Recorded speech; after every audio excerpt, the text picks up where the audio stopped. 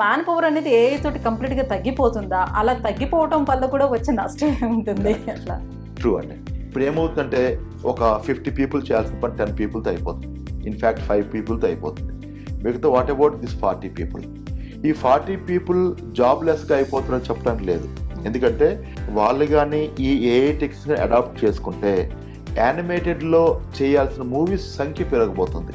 అంటే ఒకప్పుడు only animation movies అంటే ఓకే 100 crores అబౌవ్ బడ్జెట్ ఉందా, వీ కెన్ థింక్ అబౌట్ విఎఫ్ఎక్స్తో ఒక మూవీ ప్లాన్ చేసేవాళ్ళు. ఇప్పుడు అలా కాకుండా ఈవెన్ లో బడ్జెట్లో కూడా ఈ మూవీస్ చేయడం ఎప్పుడైతే సాధ్యమవుతుందో, కాస్ట్ ఆఫ్ ప్రొడక్షన్ తగ్గిందో వీళ్ళ అవసరం పెరుగుతుంది.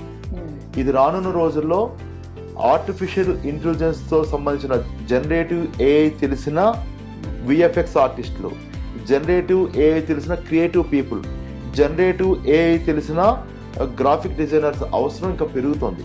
ఎందుకంటే మార్కెట్లో చాలా తక్కువ ఉన్నారు.